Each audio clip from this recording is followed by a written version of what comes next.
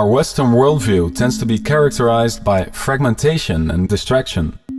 We see borders between countries, between cultures, between hopes and beliefs. We see a difference between our mind and body, between you, me, nature and the objects. This fragmented view pervades in the way we organize our lives as well. When we are at work, we are thinking of our next holiday destination. On holiday, we're thinking about work, and when we're eating, we are watching television. And when we're trying to sleep, we think about our to-do list for tomorrow. To physically compensate for this unhealthy way of living, we go for a long run. But while we are running, we turn on our MP3 player not to be disturbed by our own thoughts. And when we travel by public transport, we do the exact same, yet not to be disturbed by others. Along the way, we are trying to avoid the many thousands and mostly irrelevant ads that are trying to distract us. Meanwhile, we're alienating from each other, are facing issues of greed and inequality. Our quest for meaning in the 21st century has never felt bigger. On the one side, this fragmented worldview is caused by our language, which has a subject-verb-object structure that forces us to think in dualities. On the other side, and ever since the ancient Greeks, we have developed the scientific method as the only reliable means of finding the truth. Its premises are that any experiment should be intersubjectively testable, quantifiable, and linguistically expressible. This has led us to gear our attention towards the external world as opposed to the internal world. Now, there are some other forces that have been distracting us from taking this inward journey. Throughout the ages, we have been busy colonizing and exploiting new continents, enjoying the riches of this life with industrial and technological revolutions, or our latest, space travel.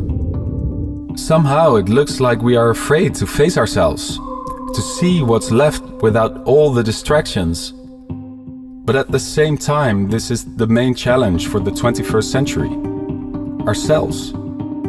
Now, there are two ways of knowing. The first is through rational thinking, and it is perfect for achieving a chosen end through analysis, but it renders the world as a bunch of fragmented and meaningless objects. The second is meditative thinking or intuitive knowing.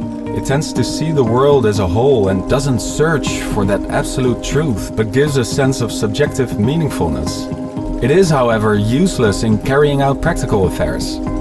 Now, both ways of knowing are complementary and absolutely necessary, but it seems that Western man has identified mostly with rational knowing and has neglected intuitive knowing as a source of knowledge.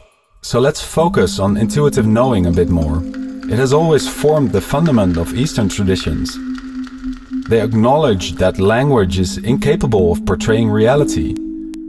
Language is a map which we shouldn't confuse with the actual territory.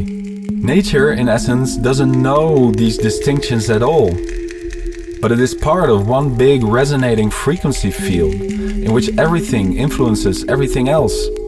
This oneness is called the Tao in Taoism, Dharmakaya in Buddhism, Brahman in Hinduism, and the unified field in quantum theory. This natural flow of energy unfolds the way nature intends it, and can be seen everywhere in the structure of nature. It is the urge of nature wanting to be free.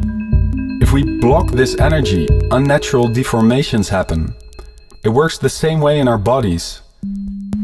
If our muscles are cramped and block energy, it will lead to illnesses in other parts of your body. This idea, in fact, forms the basis of Chinese medicine. So the challenge is to undo ourselves from all physical, emotional, mental, spiritual blockages and social expectations, to give room for this natural flow of energy to run through us. As such, our purpose unfolds in what we give to this world.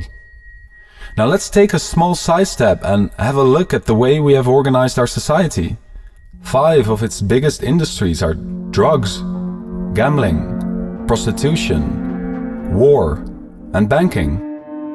All of these industries are either about materialism, protectionism, And as a result of the happiness void we all feel in between those two, we massively flee into escapism, whether it's drugs, prostitution, or gambling. Change is happening, however, as the urge of nature wanting to be free is bigger than ourselves. Millions of people around the world are freely and unconditionally giving and sharing, whether it's software, music, skills and talents, free hugs, and places to stay over. Our governments and our businesses, however, still operate from that old framework of ownership and protectionism and are doing everything they can to prevent this natural urge from happening. Just have a look at the war on terror, the music industry trying to protect music, internet censorship, or the whole industry of intellectual property lawyers. They are all based on fear of loss. But knowledge, talent, music, love, and compassion do not allow themselves to be encaged into this framework of ownership. It seems to me that we are fighting against the forces of nature. Sooner or later, we will realize that giving is all we have.